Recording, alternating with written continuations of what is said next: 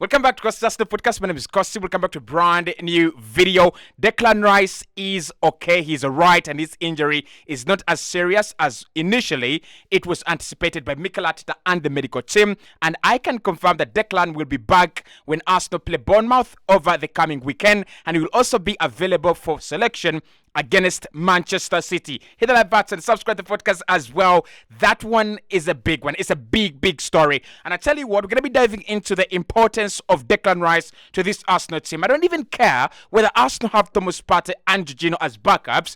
They just don't get to the levels of Declan Rice. They cannot give us the role, not even half of what this guy actually gives us. He's important. He's absolutely important. We're going to be diving into that story from Sammy Bakpo and the Daily Mail, confirming that Rice is okay. He's all right. The Guardian have also collaborated the story, and they're saying it is absolutely, fine. Now, let's start off with that game against Tottenham Hotspur.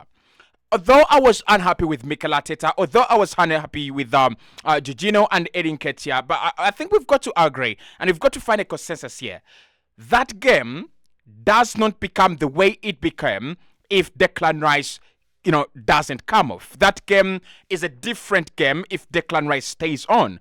We don't give away that Jorginho goal, and I think we would have a little bit better control, especially after scoring the goal. What Declan Rice gives this Arsenal team is absolute control and absolute, calmness in midfield, and that's what we didn't have in the last 45 minutes of the pitch, of the game. On that pitch, Jorginho, Martin Odegaard, and Kai Havertz, that is a combination you do not want to have. Literally, Jorginho, Kai Havertz, and Odegaard, that is not a combination you want to have out there against Tottenham Hotspur, who had a very electric Bissouma. I've named him in my team of the weekend. You can actually watch that video on the Night More podcast if you get some time. And then they also had James Maddison, who is also in my team of the weekend. So Rice coming out of that game, Rice coming off at halftime, it changes the trajectory, it changes the game, and we've got to agree. We played an entirely different game.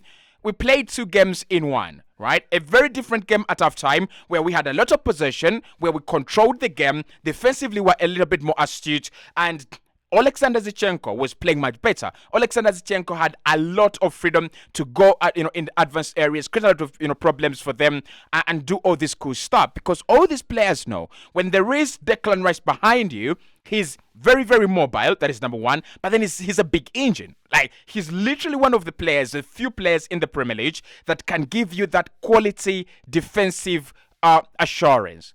And that's what we didn't have in the second half. So in the second half, Jorginho comes on, different game, different manpower actually as well. I think Jorginho and Kai Havertz can't play in the same team. They are slow, they are sloppy, and to be honest, they're very good when it comes to ball management. In that game, they were not. I don't think Kai was very good at ball management. I don't think Jorginho was. I think Kai looked a little bit, more like average, like more okay, right? But with Jorginho, he was so sloppy. Absolutely very sloppy. Now, initially, the stories that were coming out were indicating that Arsenal could be missing Declan Rice for a long period of time, like 2-3 weeks. But that is not going to be the case. According to The Guardian and the Daily Mail, Declan Rice is going to be coming back very soon. Mikel Arteta in his press conference was asked about the problem, and he said it was kind of surprising, and he was also surprised to see a player, a robust player like Declan Rice, come off at halftime. At the end of the game, anyone could pick up an injury, right? And anyone could actually feel uncomfortable. But a player like Declan to come off at halftime, to go, I cannot continue. It's unheard of. It's one of the things that you don't easily see. You rarely. It's a rare occurrence. It's a rare scene, and probably that's when Mikel Arteta decided not to force him and not to actually persist and continue with him. That's why he decided to actually take him off at halftime, because he was feeling uncomfortable. So Mikel thought it was gonna be something serious, because he believes Rice has got the ability to perform at least 70% or 60% of his full potential, even when he's 60% fit or even 70% fit.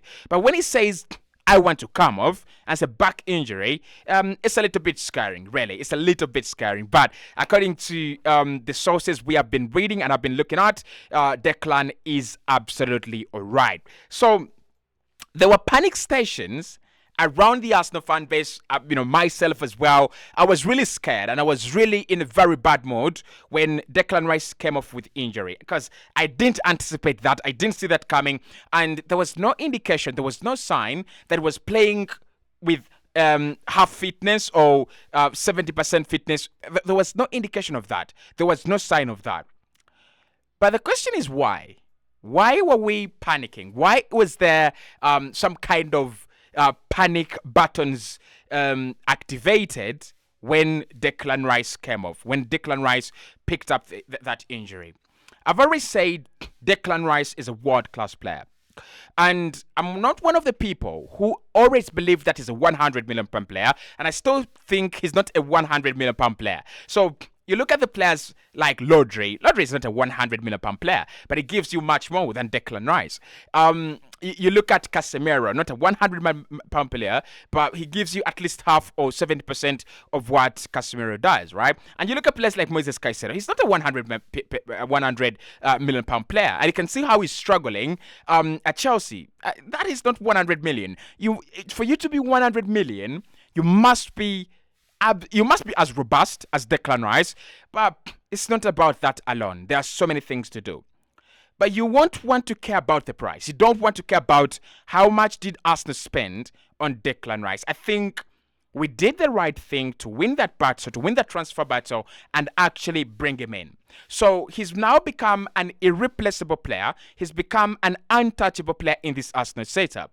You look at William Saliba, you look at Declan Rice, you look at Saka, and then you look at, for me, Martin Odegaard as well. Those are the players that when you take them out of the Arsenal system, when you take them out of the Arsenal lineup, the DNA waters down. Defensively, William Saliba is one player that really affects how we play defensively. Offensively, Martin Odegaard, even if he just has a bad game, like he did in the North London derby, the game is affected. Right? So he's a creative player, he's a creative force, he's a ball dribbler, he's a ball carrier, he's literally everything. With Declan Rice, and where the danger is Mikel Arteta is trying to create a new system where you have two number 8s that have the responsibility of scoring and creating chances. That is Fabio Vieira, Kai Havertz, and Martin Odegaard, whoever he chooses to play in those little pockets of space. And then he's got one player who actually has the engine to cover for Odegaard and cover for Fabio Vieira. That player is Declan Rice. That is why Rice is important. That is why Rice is crucial, very crucial to the way we play, and whatever we will achieve this campaign, Rice is going to be absolutely very, very crucial. I don't think there is any other Arsenal player, even if it's Thomas Partey. Listen, the roles of Declan Rice include, but not limited to, 1, defensively blocking all attempts from the opponent. We saw that done very well in the first half, and therefore we pushed Tottenham Hotspur to the wings, to the wider areas of the pitch, because Declan Rice made it practically impossible for them in the middle of the park. Number 2, apart from making sure that he blocks and he stops any kind of attack from the opponent, his second job is then to carry the ball. So he's a number 6 stroke number 8. And this is where, for me, he's going to become a much better player than Rodri in the future. I love Rodri because he's Spanish, and I really, really do love the Spanish national team. And I think Rodri should be playing for us in Spain.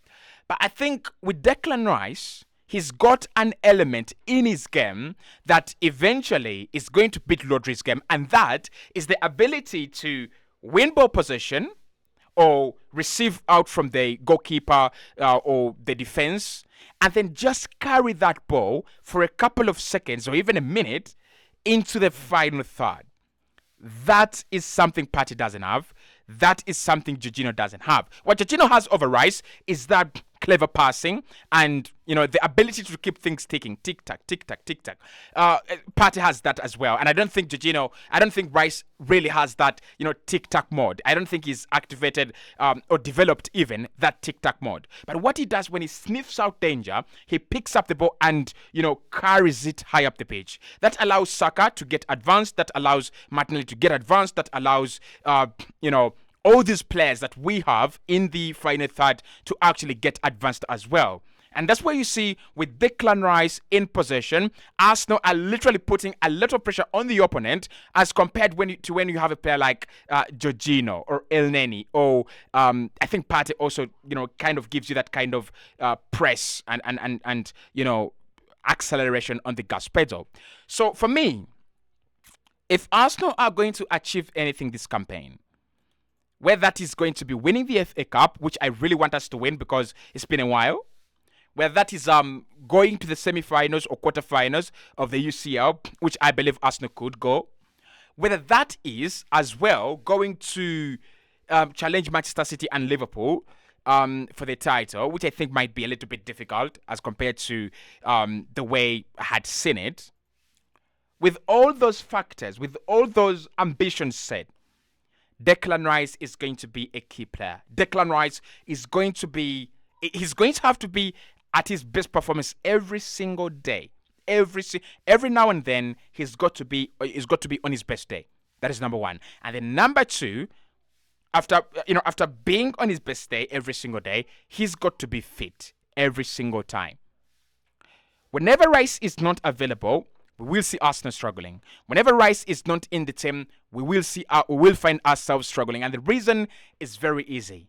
No one does what Declan Rice does. Remember when we talked about Partey in the recent campaigns? Because to replace Partey, we had Albert Sambi-Lokonga and we had Mohamed El Neni. Those are two different profiles of players. Partey, the energetic, tight space player, and I love about it. I love it about Partey. He's so comfortable in tight spaces. Not even Declan Rice. I think Declan Rice is good at finding space for himself. Partey is very good at sniffing out danger and just rotating and feeling comfortable in tight spaces. So you have a and the two of them, and maybe why Arsenal is so lucky to have both of them, Partey and Rice, is they've got the ability to receive the ball in deeper areas, in the middle of the park as well, and turn, right? That is something so many clubs do not have, including Liverpool. I think Endo could give them that, but I don't think the manager trusts him that much. Man United, Casemiro is a washed guy. Like, that is he's a shadow of himself. So I don't think he gives you that quality of ball progression. I think as well for Brighton, they move the ball very quickly because they have post-goal growers, right? So I think for Brighton, they're all right. And Newcastle, they're all right because of Bruno Guimaraes. But there's so many clubs that don't have that ball progressor. Happy to receive the ball with these back facing the opponent's goal and then turn and drive, turn and pass, turn and distribute. So Rice is all right, but we are lucky. I mean, you could consider us the luckiest bastards in the weekend so far, or in the week so far, because if Rice is not available, we would even struggle to beat Bournemouth. We would really, because Anton Areola, the new manager at Bournemouth, has implemented a system that allows them challenge for the ball, that allows them go to toe with different teams, that allows them press, that allows them become press-proof, that allows them progress the ball a little bit quicker and faster and better. And you need a player like Declan Rice.